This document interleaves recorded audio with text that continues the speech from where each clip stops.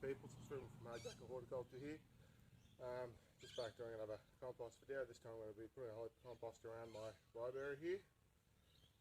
The reasoning for it is I planted this a few years ago when I was a bit less wise. I read up that it was able to do well in poor soil, so I thought it would do well here, but it's struggling a bit. It's lost a lot of leaves compared to what it was at its height, and I think the reason is because this is very compacted, and if you can see it, oh, little finger load of it up here. It's very, very white, sandy, probably sandy clay really. I could do a test of it. I could do a soil texture test of it, but I can tell by the colour of it, by the fact that it's compact, that it's got very little organic matter in it. I can tell that from the colour, and the fact that it's compact doesn't help either. So it's very sandy and probably very clay just a quick look at it. I could do a texture test, but I'm not going to bother because I know it's shit soil and I can tell it's that plant's struggling in it. So what I'm going to do, I might pull out a few of these weeds to try and help this process. They're very well rooted in there. These weeds have overcome the compactness by whatever process. Yeah, what I'm going to do is I'm going to put a wheelbarrow load of compost around it. Like I've already put this first shovel load around it, and it's done well after I put a shovel load of compost around it every so often. I'm going to do a full wheelbarrow around it to give the area some good organic matter.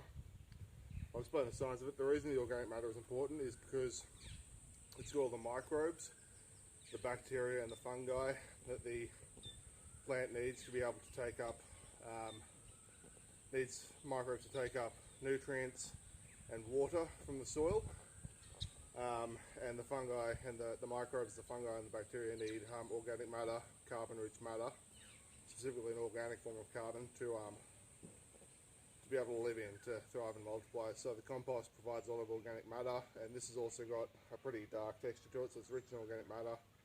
And I had a fair bit of I put a fair bit of waste coffee grind in it, which is it's got a good organic content, but it's also got a high stuff like coffee grind, fruit and vegetable cuttings, peels, typically manures. They're also known to have a good nutrient content as well, so they're a balance of organic. I've said this in other composting videos, but yeah, this will increase the organic content and give it a bit of nutrients, but also increasing the organic content should allow it to break down the nutrients that are in the sand, or well, the silica that's in the sand, from what I've read. So anyway, all of that will mean putting a whole heap of compost around here will benefit that Riberry. Just to explain what the Riberry is, it's a lily pilly that grows a lot of fruit, a lot of edible fruit. When it's mature, it's probably going to take quite a while to mature, particularly at this rate, but I'll give it a help along. Might need more than one barrow to do this, but I can go back and get more.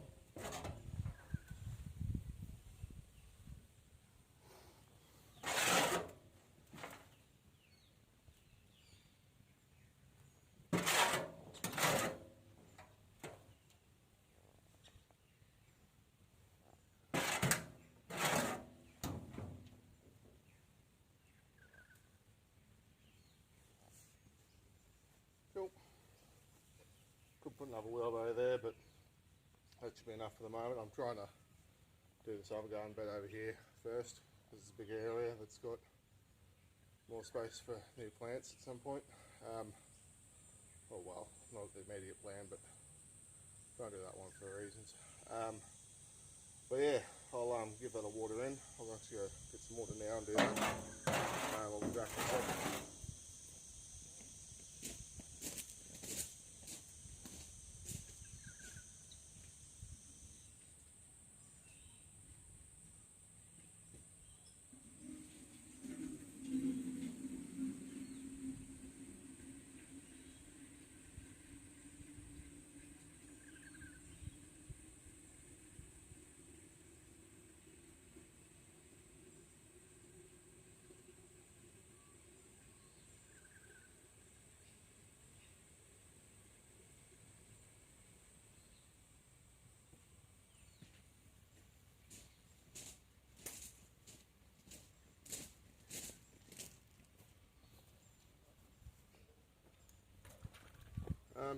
Another thing I'll say, this compost it's been about 3 weeks, so it's been within the 15-week period that the 15-day period of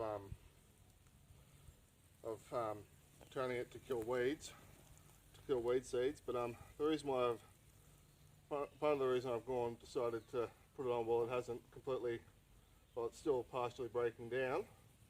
So instead it's going to take a few more weeks to fully break down. Is because there were weeds. As you saw, I was pulling out weeds before. Hopefully, as it breaks down, it will eat the regrowth of those weeds as they try to come up again. The bacteria in it, that is.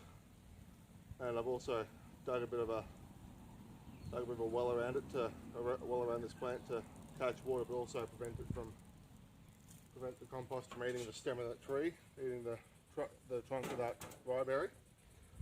So there's that logic. Yeah, just thought that might be worth trying. This oxalis gets everywhere. Dad's not a fan of it. But yeah, that's my logic, and yeah, hopefully that will improve the performance of that plant with that bit of compost and water with it now. So yeah. Alright, thanks for watching, guys. I'll see you on the worksite next time. Bye.